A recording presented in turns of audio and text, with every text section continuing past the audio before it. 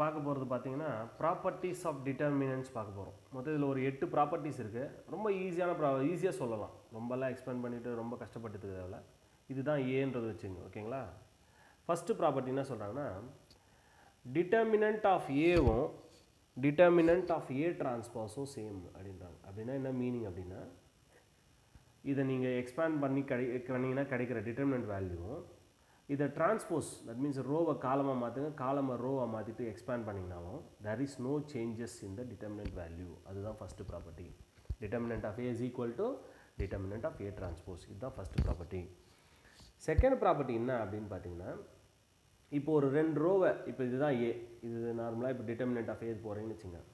இப்போ நான் இதில் வந்து இப்போ determinant of A is this பார்த்தீங்கன்னா A1 B1 C1 A2 B2 C2 A3 B3 C3. இதுதான் வந்து டிட்டர்மினன்ட் ஆஃப் ஏ. இப்போ நான் இந்த டிட்டர்மினன்ட் ஆஃப் ஏல நான் என்ன பண்ண போகிறேன்னா, ஒரு ரோவையோ ஒரு காலமோ இன்டர்சேஞ்ச் பண்ண போகிறேன். 2 rows or 2 columns are interchanging into itself. That is equal to, இப்போ இதை நான் நார்மலாக எக்ஸ்பேண்ட் பண்ணுவேன். இப்போ நான் டிட்டர்மினன்ட் ஆஃப் A1ன்னு எடுத்துக்கிறேன். அதுனா என்ன மீனிங்னா, இப்போ நான் 2 ரோ இந்த ரோ அங்கே அனுப்பிடுறேன், அந்த ரோ இங்கே அனுப்பிடுறேன். A2 B2 C2 A1 B1 C1. Sir இது மட்டும் இல்லை, ஏதாவது 2 ரோ வந்து நீங்கள் இன்டர்சேஞ்ச் பண்ணிக்கலாம். அப்படி interchange 2 rows or 2 columns are interchanging into itself, அதுங்களுக்குள்ளே இடம் மாற்றிக்குதுங்க அப்படின்னா நமக்கு வந்து இதுக்கும் இதுக்கு என்ன சார் டிஃப்ரென்ஸ்னால் நெகட்டிவ் ஆஃப் த டிட்டர்மினன்ட் கிடைக்கும். அப்போ determinant of A equal to minus determinant of A1 equal to minus determinant of A. இதை எக்ஸ்பேண்ட் பண்ணால் நெகட்டிவ் ஆஃப் த டிட்டர்மினன்ட். இதுதான் செகண்ட் ப்ராப்பர்ட்டி. புரிஞ்சுதுங்களா? 2 rows or 2 columns are interchanging into itself, that is equal to negative of the determinant. அதுதான் வந்து second property. Third property என்ன sir அப்படின்னு பார்த்தீங்கன்னா, இதே மாதிரி இப்போது ஒரு இன்டர்சேஞ்சிங் இந்த ஒரு ரோ அங்கே ஒரு காலம் இங்கே போகுது, இங்கே போகுதுன்னா ஒரு இன்டர்சேஞ்ச்னா நெகட்டிவ். அந்த மாதிரி எத்தனை n நம்பர் ஆஃப் இன்டர்சேஞ்சிங் வருதுன்னு வச்சுங்களேன், அதுக்கு ஃபார்முலா அதுதான் determinant of A is equal to n number of இன்டர்சேஞ்ச்னா -1/n into determinant of A. Sir இப்போ ஒரு முறை இன்டர்சேஞ்ச் பண்ணால் ஒரு நெகட்டிவ் சார், இன்னொரு 2 ரோ இன்டர்சேஞ்ச் ஆகுனா இன்னொரு நெகட்டிவ் இன்னும் பாசிட்டிவ் ஆகிடும். So even number of n number of rows or columns interchanging into itself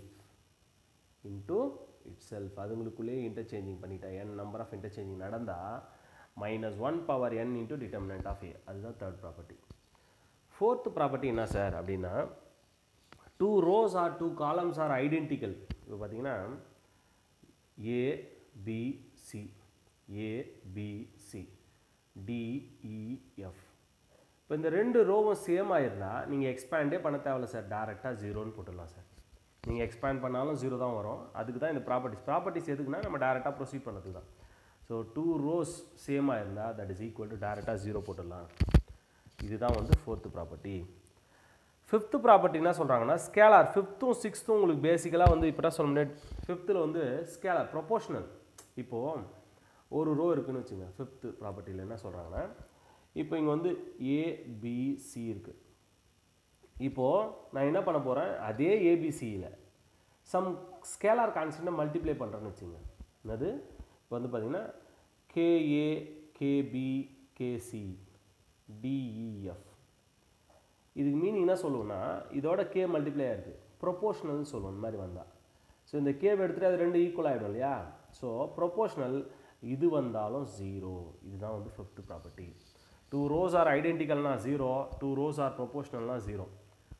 புரிஞ்சுதுங்களா சார்? சப்போஸ் இந்த சிக்ஸ்த்து ப்ராப்பர்ட்டி என்ன சொல்கிறாங்க பாருங்கள், ரொம்ப ஈஸியாக இருக்கும் சார் ப்ராப்பர்ட்டி எக்ஸ்பிளனேஷனு. இப்போ சப்போஸ் இது பாருங்கள், இதுதான் இது.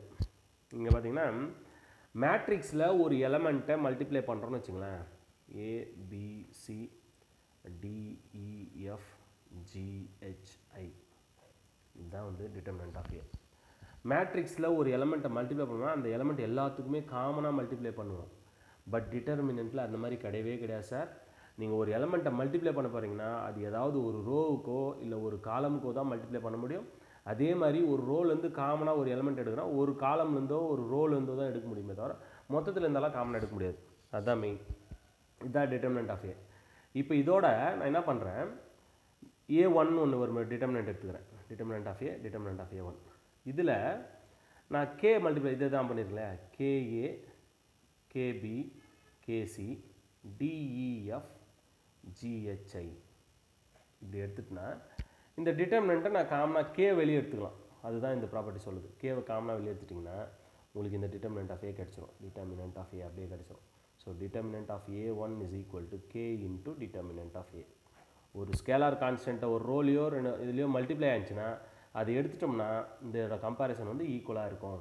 எடுத்துடலாம் காமனாக அப்படின்றது தான் 6th ப்ராப்பர்ட்டி. சரிங்களா, புரிஞ்சுதுங்களா? இப்போ 7th ப்ராப்பர்ட்டி பார்த்தீங்கன்னு வச்சுங்களேன், ஒரு ரோலையோ இல்லை ஒரு காலம்லையோ 2 எலமெண்ட்ஸோட அடிஷனோ சப்ராக்ஷனோ இருக்குதுன்னு வச்சுங்களேன். இப்போ A1 M1 B1 C1 A2 M2 B2 C2 A3 M3 B3 C3. So sir இதில் என்ன சொல்ல வரேன் அப்படின்னா, இந்த ஒரு காலமில் 2 எலமெண்ட்டோட அடிஷன் இருக்குது sir. So this equal to நம்ம என்ன பண்ணலான்னா, sum of the 2 elements in a row or a column is equal to sum of the 2 determinants. இதை ரெண்டாக பிரிச்சுக்கலாம் சார். எப்படின்னா இங்கே பாருங்கள், A1 B1 C1 A2 B2 C2 A3 B3 C3 இதை ஒரு டிட்டர்மினண்ட்டாகவும் ப்ளஸ்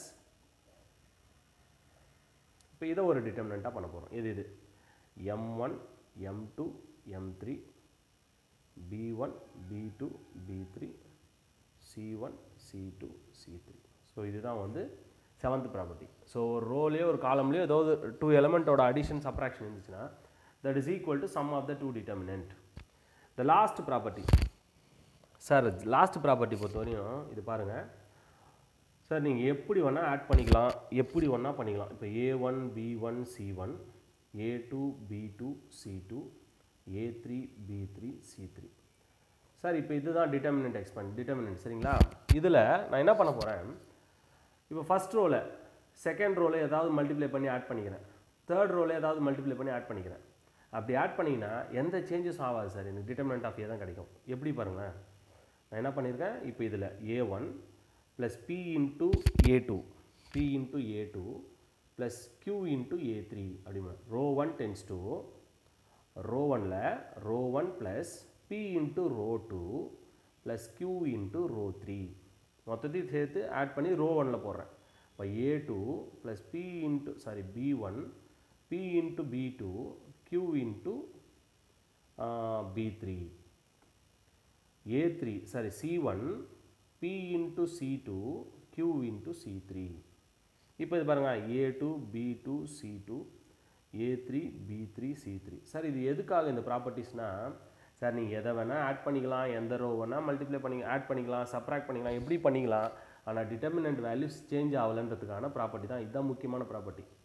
சரிங்க சார், இதில் முன்னாடி ப்ராப்பர்ட்டி ஒன்று யூஸ் பண்ணிக்கிறோம். Sum of the 2 element in a row is equal to sum of the 2 determinant. அதே தான் சார் யூஸ் பண்ண போகிறோம்.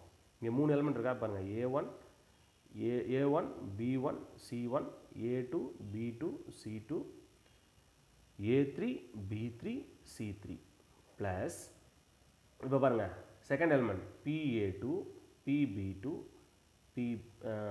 PC2 A2 B2 C2 A3 B3 C3 plus third எலிமெண்ட்னா Q.